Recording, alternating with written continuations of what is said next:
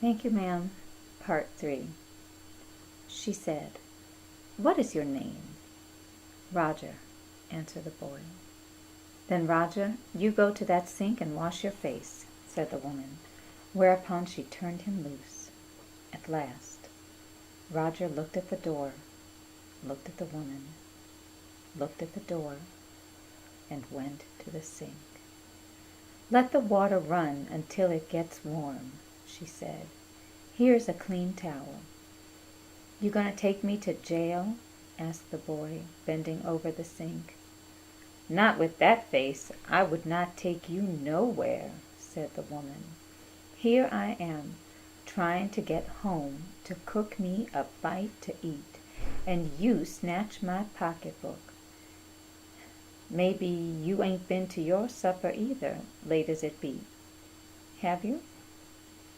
"There's nobody home at my house," said the boy. "Then we'll eat," said the woman. "I believe you're hungry, or been hungry, to try to snatch my pocketbook." "I wanted a pair of blue suede shoes," said the boy.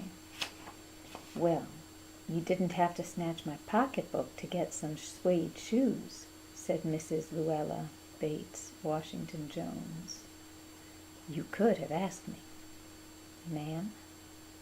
The water dripping from his face, the boy looked at her. There was a long pause, a very long pause. After he had dried his face, and not knowing what else to do, dried it again, the boy turned around, wondering what next. The door was open. He could make a dash for it down the hall. He could run, run, run, run.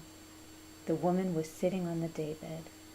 After a while she said, "I were young once, and I wanted things I could not get."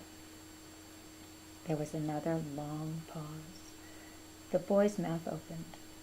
Then he frowned, not knowing that he frowned. The woman said, "Uh-huh, you thought I was going to say, but, didn't you?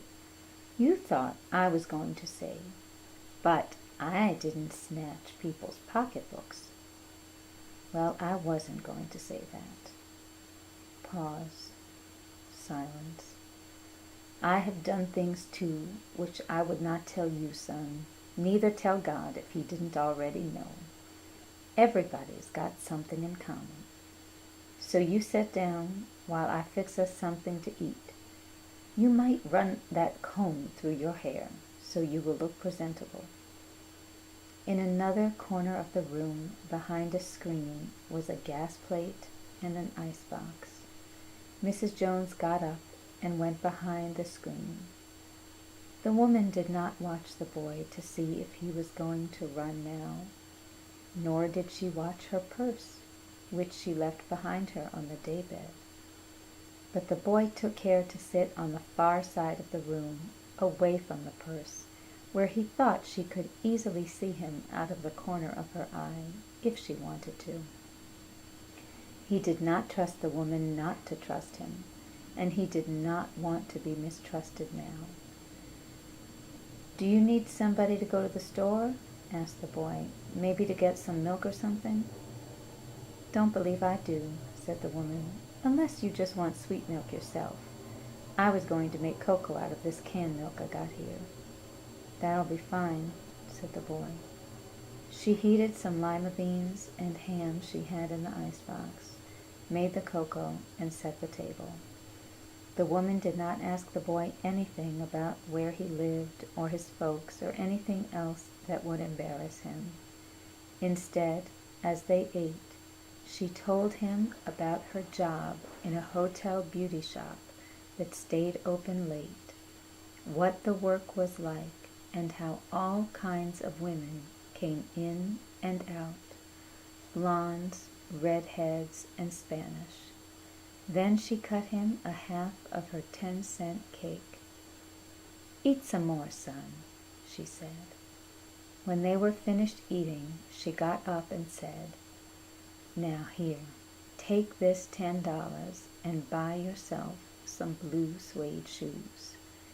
And next time, Do not make the mistake of latching onto my pocketbook, nor nobody else's, because shoes come by devilish ways will burn your feet. I got to get my rest now, but from here on in, son, I hope you will behave yourself. She led him down the hall to the front door and opened it. Good night.